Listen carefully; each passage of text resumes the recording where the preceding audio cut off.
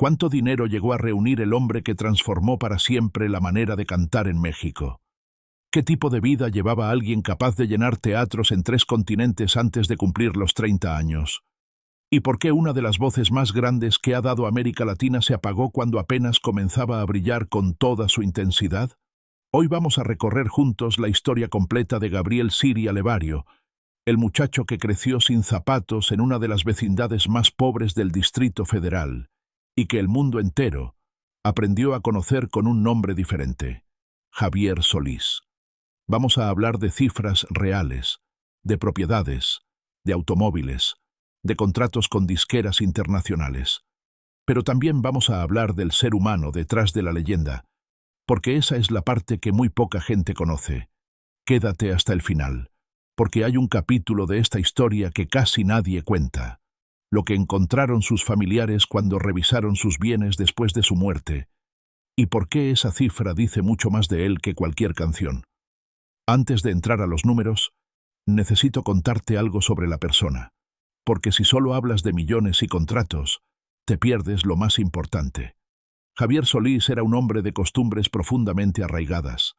A pesar de que su agenda lo llevaba de ciudad en ciudad, de teatro en teatro, de país en país, había cosas que nunca cambiaron en él, sin importar cuánto dinero tuviera en la cuenta.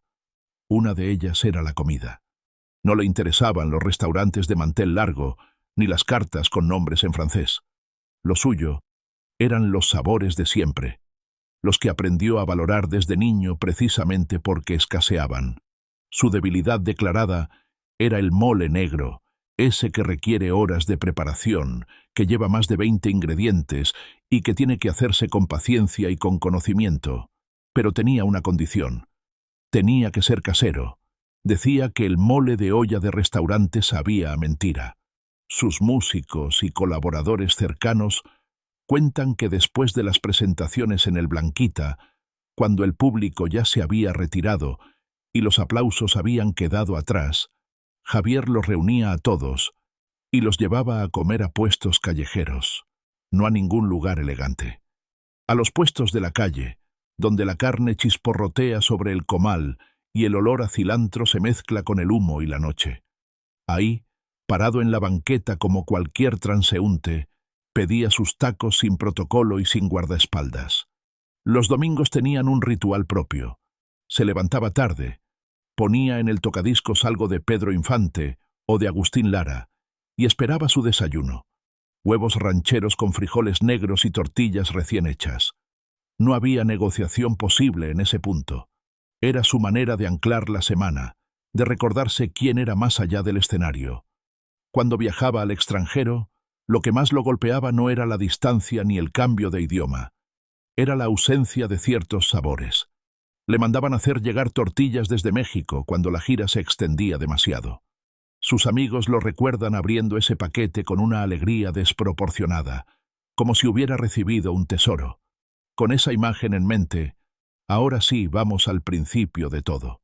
El 1 de septiembre de 1931 nació en la Ciudad de México un niño al que pusieron Gabriel. La familia Siria Levario vivía en la colonia Guerrero, un barrio que en esa época era sinónimo de hacinamiento, de calles sin pavimento y de vecindades donde 10 familias compartían un solo patio. Su padre cargaba bultos en obras de construcción. Su madre lavaba y planchaba ropa de otras familias para poder poner comida en la mesa. Las paredes de su cuarto tenían humedad. El techo de lámina hacía un ruido ensordecedor cuando llovía. El agua caliente era algo que existía en otro tipo de casas, no en la suya. Pero había algo en ese niño que no encajaba con la grisura del entorno.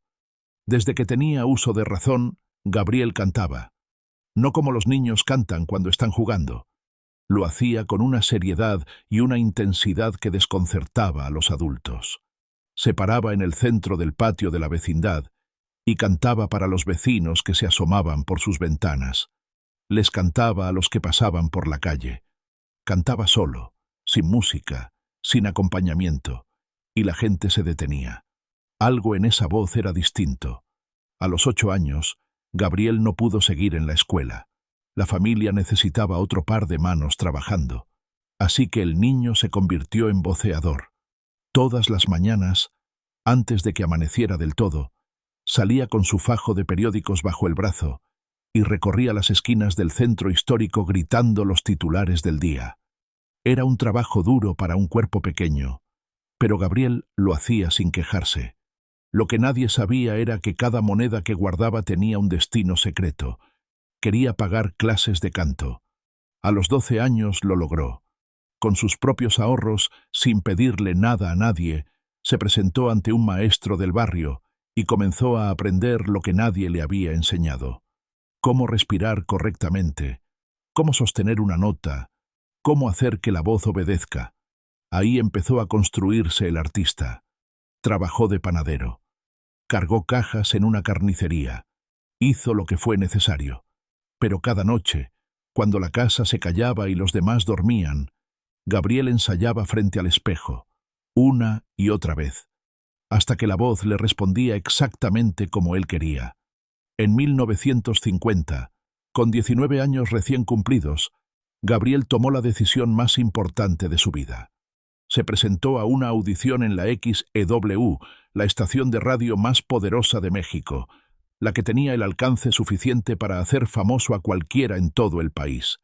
El nervio casi lo venció en la sala de espera, pero cuando abrió la boca, el silencio cayó sobre todos los que estaban en ese estudio. Emilio Azcárraga Vidaurreta, el hombre que controlaba la radiodifusión en México, estaba presente esa tarde. Después de escuchar al joven del barrio Guerrero, le dijo que tenía exactamente lo que se necesitaba para llegar lejos, pero que el nombre no funcionaba, que necesitaba algo que sonara diferente, algo que la gente pudiera recordar y repetir. Fue el propio Azcárraga quien propuso la solución. Javier, en honor a un santo que su familia veneraba. Solís, porque evocaba al sol, a la luz, a algo que ilumina todo lo que toca. Gabriel Siria Levario firmó su último documento con ese nombre ese mismo día. A partir de entonces, existía Javier Solís. Los primeros meses no fueron de gloria. Su contrato inicial le pagaba apenas 300 pesos al mes, lo justo para comer y pagar un cuarto rentado. Cantaba en la radio por las mañanas, en cabarets por las noches, en fiestas privadas cuando surgía la oportunidad. En 1952 grabó sus primeras canciones. Los resultados fueron modestos, pero Javier entendía algo que muchos artistas no comprenden, que la constancia es más poderosa que el talento solo. Siguió grabando, siguió perfeccionando, siguió buscando. 1955 fue el año en que todo cambió. Javier Solís lanzó una canción llamada Sombras, que hizo algo que nadie había intentado antes. Tomó la estructura melódica y el romanticismo del bolero y lo fundió con la energía y la instrumentación del mariachi ranchero. Dos mundos que habían vivido separados, unidos por primera vez en una misma canción. Los críticos especializados lo atacaron. Dijeron que estaba mezclando géneros que no debían mezclarse, que estaba traicionando las tradiciones de ambas corrientes musicales. Los puristas del bolero lo acusaron de vulgarizarlo. Los defensores de la música ranchera dijeron que la estaba ablandando. El público no opinó lo mismo. Sombras se convirtió en un fenómeno que ninguna estación de radio pudo ignorar. En pocas semanas sonaba en todo el país, en las rocolas de las cantinas, en los aparatos de radio de las cocinas, en las plazas públicas. El álbum completo superó las 500.000 copias vendidas solo en territorio mexicano, una cifra que en aquella época resultaba prácticamente imposible de alcanzar. Cada disco se comercializaba a 25 pesos. El álbum generó 12,5 millones de pesos en ventas brutas. Con su porcentaje contractual del 8% sobre ventas, Javier recibió alrededor de 1 millón de pesos de ese único trabajo. En menos de 12 meses había pasado de ganar 300 pesos al mes a tener más dinero del que su familia había visto en toda su historia. Había nacido el bolero ranchero, y su creador vivía en la colonia del Valle, ya no en la vecindad de la Guerrero. Un año después llegó Payaso, y si Sombras había cruzado las fronteras, esta canción las hizo desaparecer por completo. Se escuchaba en Argentina, en Colombia, en Venezuela, en España, Entre las comunidades mexicanas de Los Ángeles y Chicago, Javier Solís dejó de ser un artista mexicano para convertirse en un artista latinoamericano. Entre 1956 y 1966, Javier construyó uno de los imperios discográficos más sólidos que había visto la industria musical en español. Su acuerdo más importante llegó en 1960, cuando firmó con CBS Internacional. Los términos eran ambiciosos: un mínimo de 30 canciones grabadas por año durante 5 años consecutivos. Por cada álbum completo, recibía un anticipo de 150,000 pesos más, un porcentaje de regalías que oscilaba entre el 8 y el 12% dependiendo del volumen de ventas. Hagamos el cálculo juntos.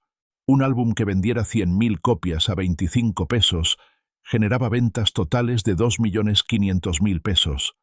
El 12% de eso equivalía a 300,000 pesos en regalías. Sumado al anticipo de 150,000, cada disco exitoso le dejaba 450,000 pesos netos. Y Javier no sacaba un álbum al año. Sacaba 4, a veces 5. En algunos periodos, 6. Su capacidad de trabajo era extraordinaria. Grababa sesiones en las mañanas, ensayaba en las tardes con sus músicos, se presentaba en escenarios por las noches. No era una estrella que aparecía cuando quería. Era un profesional de la música que trataba su oficio con la disciplina de un atleta de alto rendimiento. Para 1962, sus discos vendían consistentemente más de 200,000 copias cada uno.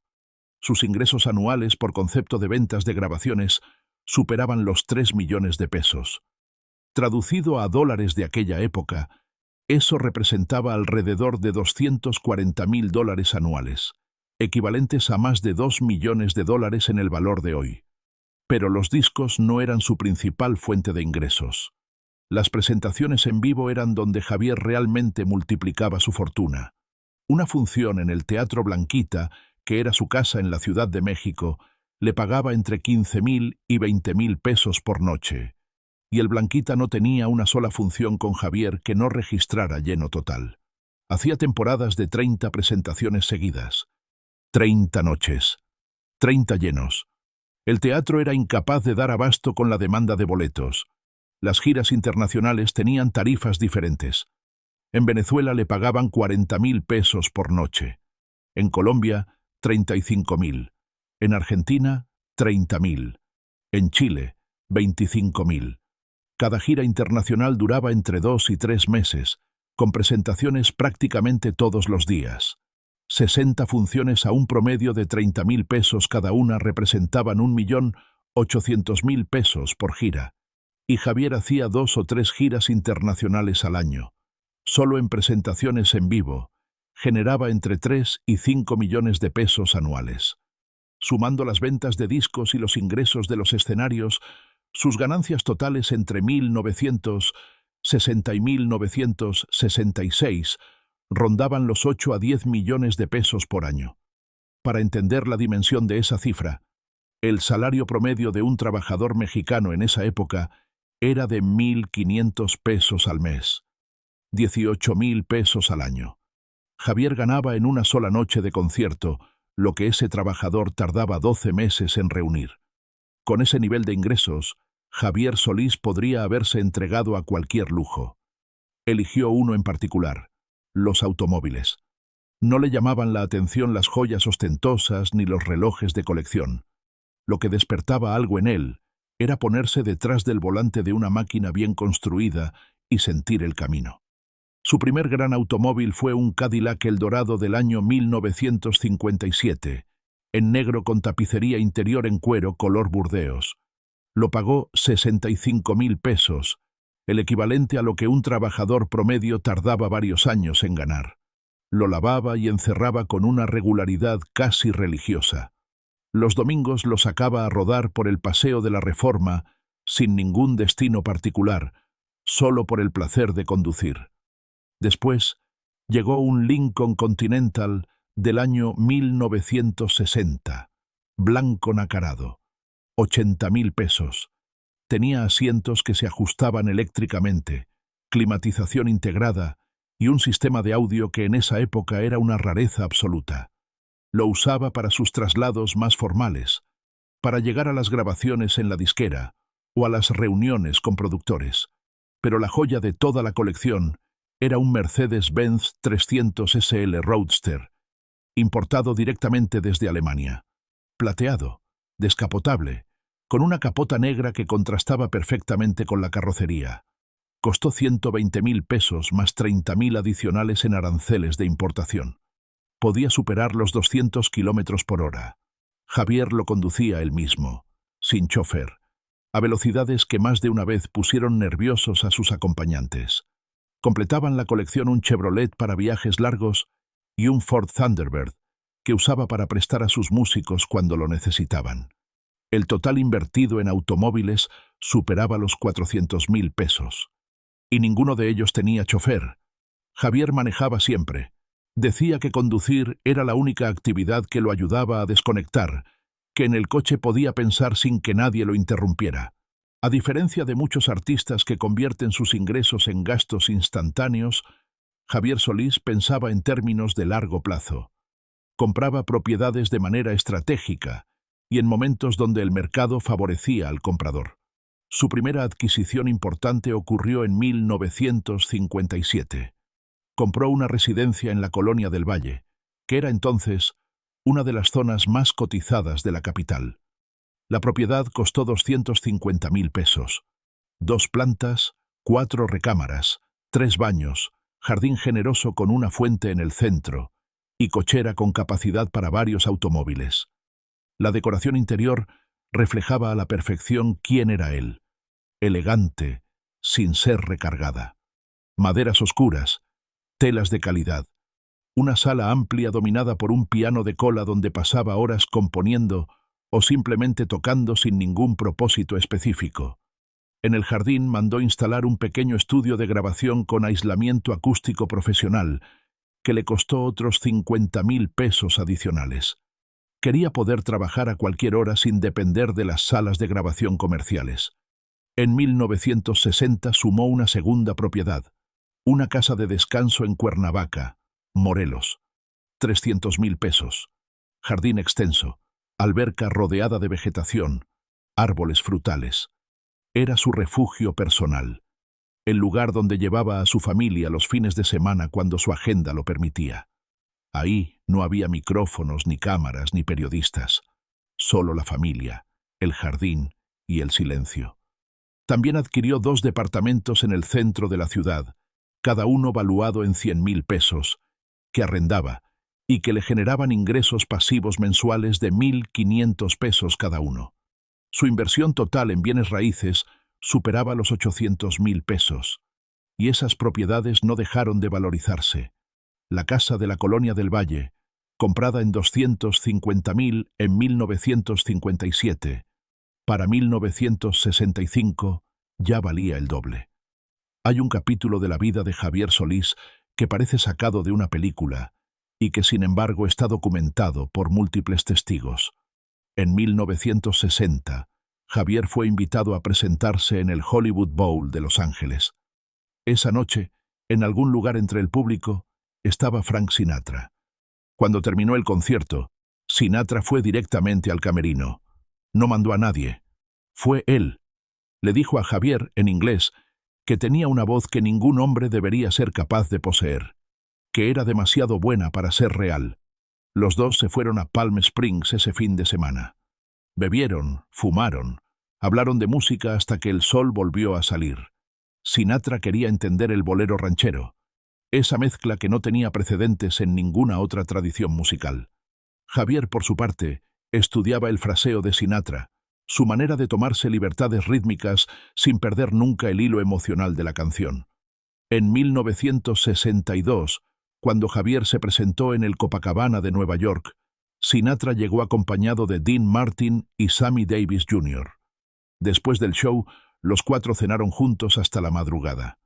Esa noche, Sinatra propuso una idea: grabar un álbum conjunto que combinara estándares americanos con boleros mexicanos. Los arreglos serían de Javier, la producción de Sinatra. Por incompatibilidades de agenda, Ese proyecto nunca se materializó. Quedó como una de esas posibilidades que la historia no permitió. Sinatra le regaló un anillo de oro con sus iniciales. Javier lo llevó puesto en cada presentación hasta el final de su vida. También le dedicó una copia de uno de sus álbumes con palabras que destacaban su calidad como cantante y como persona. Esa amistad le abrió puertas en Estados Unidos que de otra manera habrían tardado años más en abrirse. De todo lo que se puede decir de Javier Solís, quizás lo que más define su carácter no está en ninguna cifra de ventas, ni en ningún contrato discográfico. Estaba en lo que hacía con el dinero cuando nadie estaba mirando. Cada mes, de manera silenciosa y constante, destinaba entre 5.000 y 10.000 pesos para apoyar a familiares y amigos de la infancia que atravesaban momentos difíciles. No lo anunciaba, no pedía reconocimiento. Lo hacía porque consideraba que quien había tenido la suerte de salir de la pobreza tenía la obligación de ayudar a los que seguían adentro. Cuando algún músico o compositor conocido caía enfermo y no tenía cómo pagar su tratamiento, Javier aparecía. Hay registros de docenas de casos donde pagó operaciones, medicamentos y recuperaciones completas de colegas que de otra manera no habrían tenido acceso a atención médica. En la colonia donde creció, financió con su propio dinero la construcción de una escuela primaria. La inversión fue de 200.000 pesos. Quería que los niños de ese barrio tuvieran acceso a algo que él nunca tuvo: la posibilidad de estudiar sin tener que elegir entre la educación y el sustento familiar. La escuela llevó el nombre de su madre. Cada año becaba a entre 10 y 15 jóvenes con talento musical. Les pagaba clases de canto, de instrumento, de teoría. Les compraba el equipo que necesitaban. No les pedía nada a cambio, solo que siguieran. Sus músicos ganaban el doble de lo que cualquier otro artista de su nivel pagaba: 600 pesos semanales, cuando el promedio del gremio era 300. Tenían vacaciones pagadas, aguinaldo y bonificaciones por actuaciones especiales. Los trataba como socios, no como empleados. Hay una historia que circula entre quienes lo conocieron. En 1964, en Guadalajara, después de un concierto, un hombre se le acercó llorando. Le contó que su hijo necesitaba una cirugía urgente y que el costo era de 15.000 pesos que no tenía manera de reunir. Javier sacó su chequera sin hacer más preguntas y extendió un cheque por 20.000. Los 5.000 adicionales, dijo, eran para que la familia pudiera comer tranquila mientras el niño se recuperaba. La música no fue el único territorio que Javier conquistó. Entre 1959 y 1966, protagonizó más de 20 producciones cinematográficas. Comenzó con los musicales rancheros que dominaban el cine mexicano de la época, donde su presencia natural y su carisma de escenario funcionaban perfectamente frente a la cámara. Por cada película recibía entre 30.000 y 50.000 pesos, dependiendo del presupuesto de la producción. Pero el cine también funcionaba como una plataforma de amplificación para su música. Cada película incluía 3 o 4 canciones interpretadas por él, lo que disparaba las ventas de los discos correspondientes en los territorios donde la película se estrenaba. Su trabajo más reconocido en la pantalla fue una historia dramática de 1963, donde interpretaba a un cantante perseguido por su pasado. La película recaudó más de 5 millones de pesos en taquilla y fue uno de los mayores éxitos comerciales del cine mexicano en esa década. Además, había desarrollado una estrategia inteligente. Cuando una película se estrenaba en alguna ciudad, él aprovechaba para organizar conciertos en ese mismo lugar. El estreno publicitaba los conciertos. Los conciertos publicitaban la película. Los dos se alimentaban mutuamente. Más de 300 grabaciones conforman el catálogo de Javier Solís. Pero hay un puñado que se ha instalado de manera permanente en la memoria colectiva del mundo hispanohablante. Sombras fue el punto de inicio, la canción que demostró que el bolero y el mariachi podían coexistir sin que ninguno perdiera su identidad. Redefinió lo que era posible dentro de la música popular mexicana. Payaso es la que más profundamente llegó.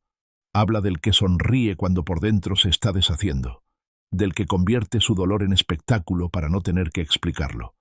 Es una letra que Javier conocía desde adentro, porque a pesar de la imagen de hombre seguro y exitoso que proyectaba, cargaba dolores personales que rara vez compartía. Esclavo y amo muestra el rango completo de su voz, desde los pasajes más íntimos hasta los momentos donde la potencia de su instrumento vocal se despliega sin restricciones. Más de 700.000 copias vendidas solo en México. En Mi viejo San Juan es quizás la interpretación más conmovedora que existe de esa canción. No la escribió él, pero la hizo suya de una manera tan definitiva que para muchos oyentes es imposible escucharla sin pensar en Javier. Cuatro cirios es la más teatral, la que más se acerca a la ópera en su estructura dramática. Demuestra que lo suyo no era solo carisma, era técnica real, profunda y trabajada durante años. Hoy, décadas después de que Javier Solís grabara estas canciones, siguen sonando. En las bodas, en las reuniones, en los restaurantes, en los autos. Cada generación las redescubre y las adopta como si fueran nuevas. El 19 de abril de 1966, a los 34 años de edad, Javier Solís murió en la Ciudad de México. Todo había comenzado como una intervención quirúrgica de rutina en la vesícula biliar. El procedimiento transcurrió sin problemas, pero en los días siguientes se desarrolló una infección severa que los tratamientos disponibles en esa época no lograron controlar. Fue necesaria una segunda cirugía de emergencia. Javier no volvió a despertar. La noticia recorrió México y América Latina como una corriente eléctrica. Miles de personas salieron a las calles espontáneamente. Su funeral reunió a más de 100.000 personas que acompañaron el cortejo desde la funeraria hasta el panteón. El gobierno decretó 3 días de duelo nacional. Las estaciones de radio transmitieron su música de manera ininterrumpida durante 48 horas. En los cines de todo el país se proyectaron sus películas de forma gratuita. Tenía 34 años. Estaba en el punto más alto de su carrera. Nadie había visto todavía lo que habría sido capaz de hacer. Cuando se realizó el inventario oficial de sus bienes, los números hablaron con claridad. Javier Solís había acumulado 2.500.000 pesos en efectivo y activos financieros. Sus propiedades inmobiliarias sumaban otros 800.000. Tenía contratos discográficos vigentes que garantizaban ingresos para su familia durante al menos 5 años más, y las regalías de sus grabaciones seguirían llegando indefinidamente. Su viuda y sus hijos heredaron todo eso. Pero también heredaron algo que ningún inventario puede medir: los derechos sobre más de 300 canciones que décadas después siguen generando dinero, siguen sonando en radios, siguen siendo versionadas por nuevos artistas. Javier Solís fue muchas cosas al mismo tiempo. Fue el niño del barrio guerrero que convenció al destino de que las reglas no aplicaban para él. Fue el artista que creó un género musical nuevo cuando la industria decía que los géneros ya estaban todos inventados. Fue el hombre de negocios que compró propiedades cuando otros artistas gastaban todo en caprichos. Fue el amigo que aparecía cuando alguien lo necesitaba, sin preguntar, sin condiciones. Su huella se escucha en cada intérprete de bolero ranchero que vino después de él. Nadie que haya trabajado en ese género puede pretender que lo hizo en un terreno virgen. El terreno lo desbrozó Javier. Pero más allá de la influencia técnica y del legado musical, lo que realmente define a Javier Solís es algo más sencillo y más difícil de lograr al mismo tiempo. Nunca dejó de ser el mismo hombre.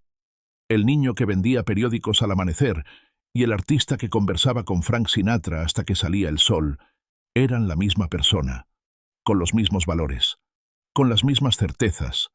Sus canciones siguen vivas porque hablan de cosas que no cambian: el amor que duele, la nostalgia que no avisa, la alegría que a veces llega disfrazada de melancolía. Eso no tiene precio. Esa es la única fortuna que no se puede heredar ni inventariar. Esa es la que sigue creciendo cada vez que alguien, en cualquier rincón del mundo donde se hable español, pone a sonar una de sus canciones y siente que esa voz le está hablando directamente a él.